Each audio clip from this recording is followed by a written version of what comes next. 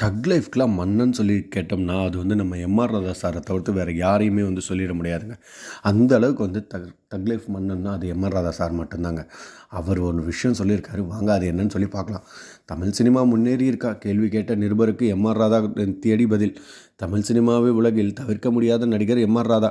வில்லனாக, குணச்சித்திர நடிகராக, கதாநாயகனாக நடித்து ரசிகர்கள் மத்தியில் பெரும் வரவேற்பை பெற்றவர். இவர் குரல் வசீகரிக்கக்கூடியது. அதிலும் ஏற்ற இறக்கத்துடன் இவர் பேசும் ஹைலைட்டான பஞ்ச் டயலாக்களுக்கு நம்மை அசர வைக்கும்.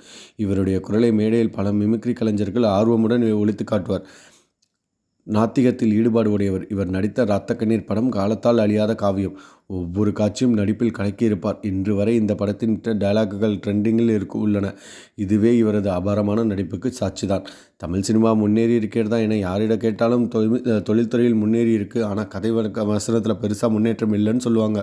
இந்த பதிலை பொறுத்தவரை இது சிரஞ்சீவியான பதில்தான். பல வருடங்களுக்கு முன் எம்.ஆர். ராதா பத்திரிகை ஒன்றுக்கு பேட்டி கொடுத்துள்ளார். அதில் பத்திரிகையாளர் ஒருவர் தமிழ் சினிமா இந்த 30 வருஷத்தில் முன்னேறி இருக்கிறதா என்று கேட்டார்.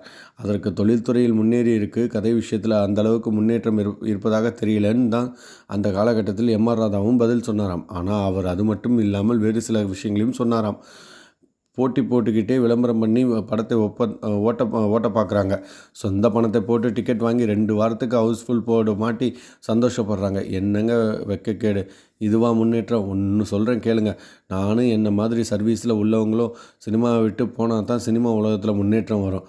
அப்போ தான் சினிமா உலகமும் உருப்படும். இதற்கு உள்ள தயாரிப்பாளர்களும் அப்போது தான் புது நடிகர்களை போட்டு படத்தை எடுத்து முன் வருவாங்க. எத்தனை நாளைக்கு தான் எங்கள் முகத்தையே காட்டி ஏமாத்துறது என்று கேள்வி கேட்ட பத்திரிகையாளரை பார்த்து கேள்வி கேட்டவர் தான் நடிகை வேல் எம்.ஆர். ராதா. மேற்கொண்ட தகவலை பிரபல தயாரிப்பாளர் சித்ரா லட்சுமணன் தெரிவித்துள்ளார்.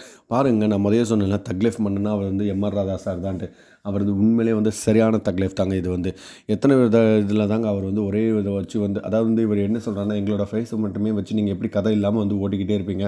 ஸோ புதுசாக வந்து யாராவது வச்சு எடுத்தால் தான் நீங்கள் வந்து கதையை வச்சு எடுப்பீங்க. அப்படின்னா வந்து புதுசாக வந்து ஒருத்தர் வந்து நீங்கள் கொண்டு வரணும்னா பழசாக இருக்கிற நாங்கள் எல்லாம் வந்து வெளியேறணும். சினிமாவில் நாங்கள்லாம் வெளியேறணும்னா புதுமுகங்கள் வரும், புது கதைகள் வரும். இந்த மாதிரி வந்து அவர் சொல்லியிருக்காரு. ஸோ ஒரு சூப்பரான விஷயம் தான். தமிழ் சினிமாவை அந்த காலத்தில் எந்த அளவுக்கு யோசிச்சிருக்காருன்னு பாருங்களேன் MR. Radha sir.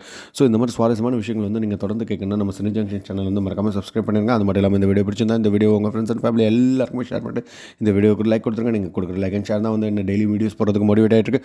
And next என்ன வீடியோ வேணுங்கிறத மறக்காமல் கமெண்ட் செக்ஷனில் கமெண்ட்டும் பண்ணிவிடுங்க. தேங்க்யூ.